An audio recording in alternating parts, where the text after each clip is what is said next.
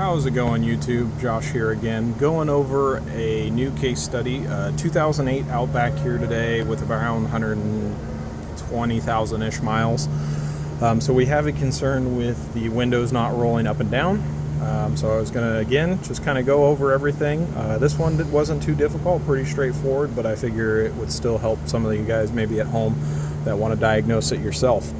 So to start off, I wanted to look up the circuit wire diagrams here. Okay, so first off, to understand the customer concern, both passenger front and rear window do not roll up and down. Both driver's side windows do roll up and down from both the master switch and the individual switch. Now you go over to the passenger side here, and both of the individual sub switches do not actually roll the window up and down. Okay, so we've already been able to kind of isolate some problems just based on taking a couple seconds to confirm. I did scan this vehicle for codes. These older Outbacks didn't really have much functionality as far as active testing or data list for the Windows circuit. So there wasn't too much help on the scan tool. It's basically going down to pin testing. What we do know from our customer concern and checking what works and what doesn't is that the relay up at the top, the fuse, and all of that is all good. We also are pretty confident that it's not the master switch, but we don't know for sure. But we're going to go ahead and dive into some master switch testing. So keep in mind, to gain access to these switches on this Outback, I do have to pull door panels. So in my mind, the best first thing to do was to pull the one door panel to confirm it wasn't the master switch, and pin check at these couple of points here to see if we had a proper signal being sent out.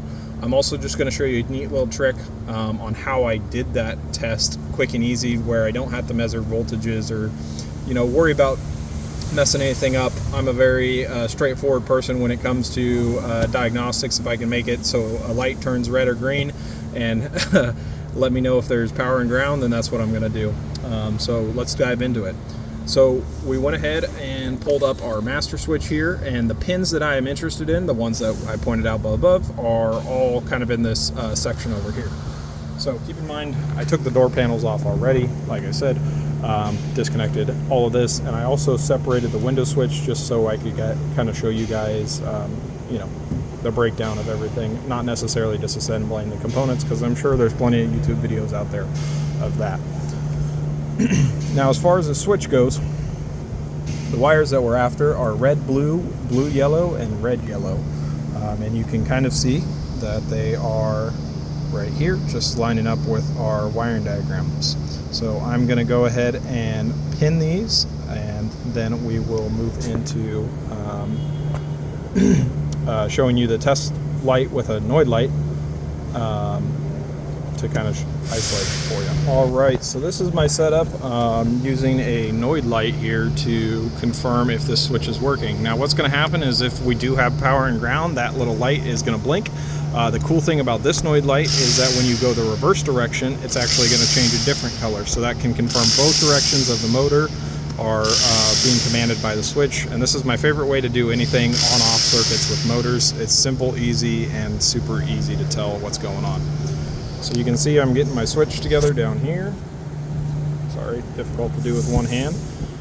So right now I'm going to be testing the passenger side front for up and down operation. And as you can see, pressing down, I get a red light, and pressing up, I get a green light. So what that tells me is that this master switch is sending proper signal out to the passenger side switch assembly next. So next we're going to go over to the passenger sides and test there. Alright, so we're here over on the passenger side. Once again, I have already removed the door panel and got it all back probed and ready to go. So on the passenger side, we're now going to look at our wiring diagram, and we're going to be probing into the right front power window sub switch here. And we're going to be going after red, yellow, and red once again. And this connector is 1, 2, 3, 4, 5. Super simple pin layout. So now we are pinned into our red and yellow of our connector, and what we're going to be testing is when the switch is activated and or the master switch is activated, that signal is being sent out. Okay, so we now have our Noid lights set up on both sides. You can see the one on the driver that we left in, and then you might be able to just see it over there. It's on the same kind of position. So anyway, when I now press the switch, we're going to notice that this light should continue to light up. And as you can see, it is. So we see red right now in the down position, and then we're going to go look over there, and that's green, and that's just because I have my Noid light in the reverse direction. It doesn't mean necessarily that the motor would be in the wrong direction. And then you're going to see in the up condition, we see red, and we see green. So with those simple tests there, I've been able to confirm that the wiring, the switches are all good on this vehicle, and we're going to go to the motor next and confirm our findings that the motor is faulty. All right, so we are now going directly to the motor, which is access right here. This was already kind of ripped up, so I guess that worked in my favor this time, but normally you would have to take off this plastic sheathing. So the next test that we are going to make here on our wiring diagram is we're going down to the actual motor itself. Now keep in mind, we did test that the signal from the master switch is reaching and going into this switch, but we did not test the out signal. But since we're going to the motor anyway at this point, and I'm pretty confident that our switch is good, we're going to go down to the motor here, and that will confirm if this switch is working, and the only thing left in the circuit would be that motor. So as you can see, we're probed in here, and at this point it doesn't matter if I'm going from the master switch or not, so I'm going to control it for convenience out of the switch down here. And you can see, once again, up, down, changing of color, and blinking lights.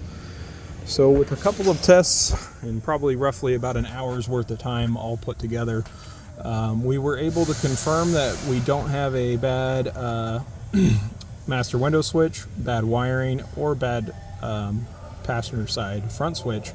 We actually have a bad window motor in this case.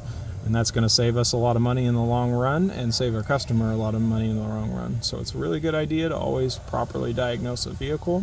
And I hope to continue doing these videos to help you guys out at home. As always, if you have any additional questions or concerns, feel free to reach out in the comments and I'll be happy to answer them.